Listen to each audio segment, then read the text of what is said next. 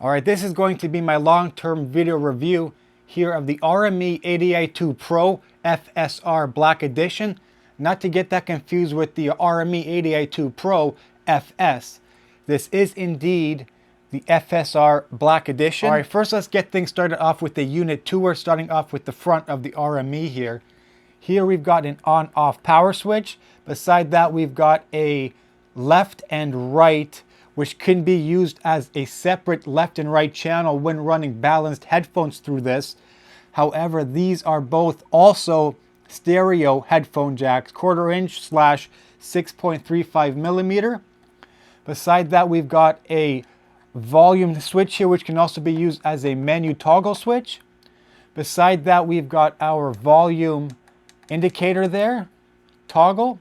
We've got an I/O toggle switch here, which when in the menu, you can switch between your inputs and outputs if you desire to make changes to either or of those.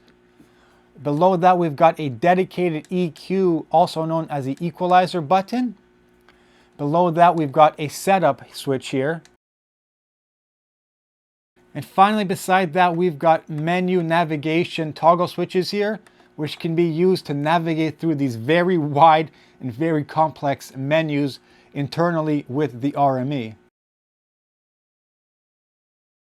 Alright, moving on to the rear end of the unit here. Here on the far left, we've got our analog inputs.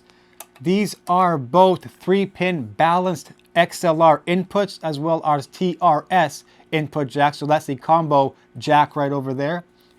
Beside that, we've got our single-ended TRS 6.35 millimeter, also known as 1/4 inch TRS line output jacks, one for the left channel, one for the right channel. Beside that, we've got our balanced 3-pin XLR output jacks. Beside that, we've got an optical input as well as an optical output here. Right below that, we've got a digital I/O right over there. I'll put up on the screen right now the proper name and terminology for that. Beside that, we've got our USB 3.0 jack. And finally, to the far right over here, we've got our DC input jack. All right, let's talk about the build quality of the RME ADI-2 Pro FSR Black Edition. This shouldn't take long because this unit right here is built exceptionally well. It is, of course, manufactured in Germany. RME, known as a very high quality studio brand here. This is nothing short of a spectacular build here, folks. Very nice, thick, solid piece of metal here. We've got some ventilation portholes here on the side of the unit itself. So we do, of course, got very nice ventilation on either side of the unit. Not much to see on the bottom. We've got 4 rubberized feet here. Build quality, excellent in my humble opinion.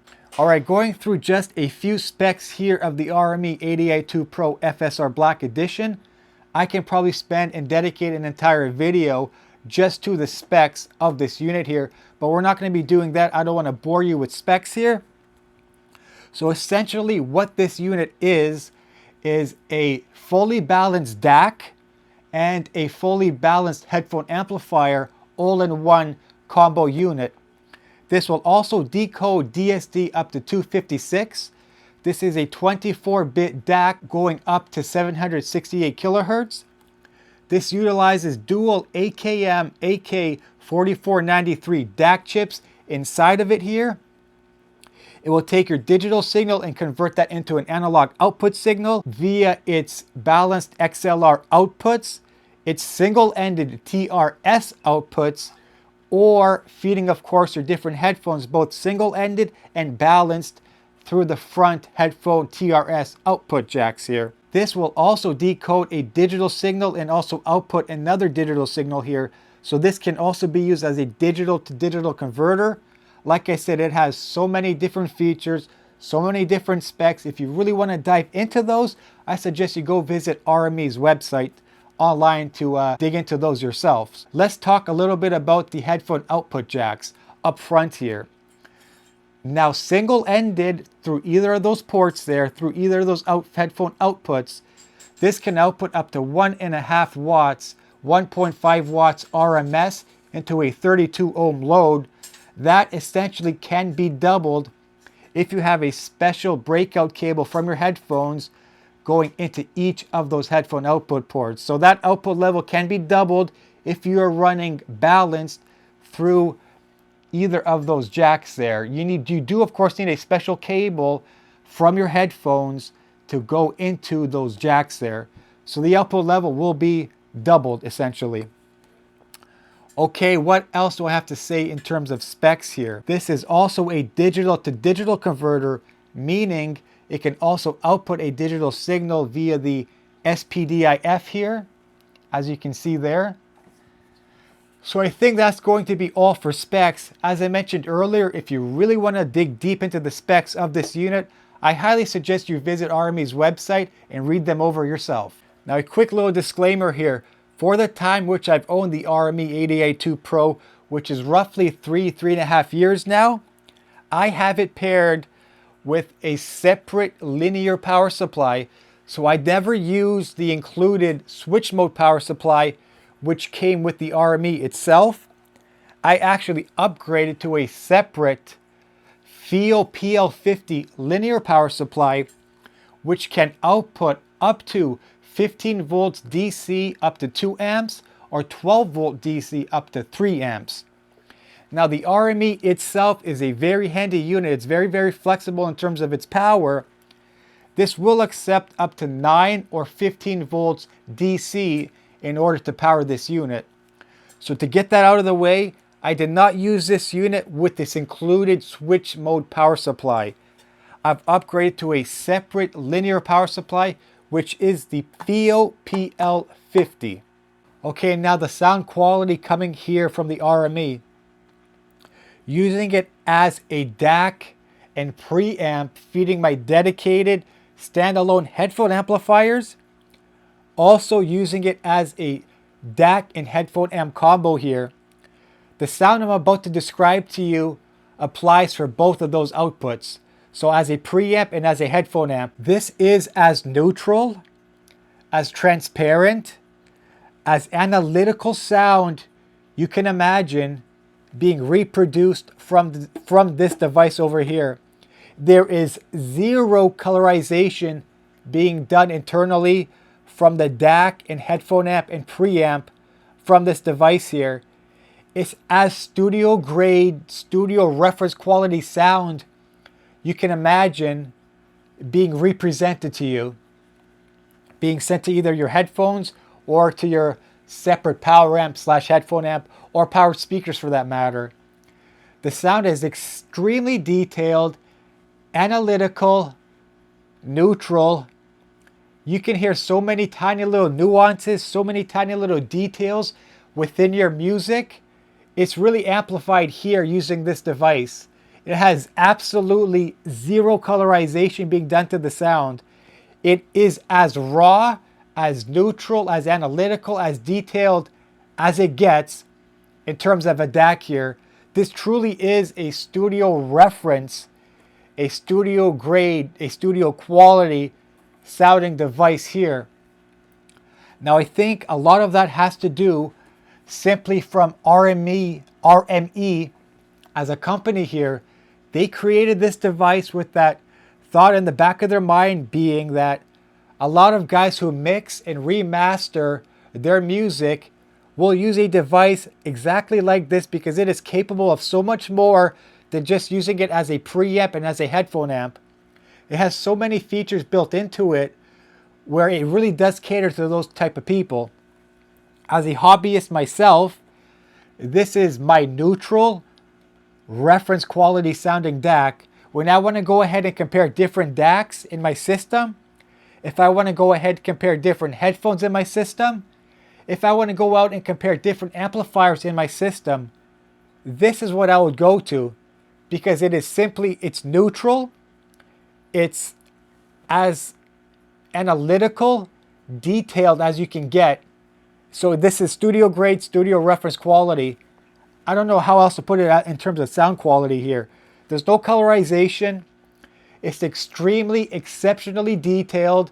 It can be very analytical, but without sounding harsh and without sounding fatiguing. So in my opinion, those are the words that can sum up the RME here, the terms of the sound quality coming out.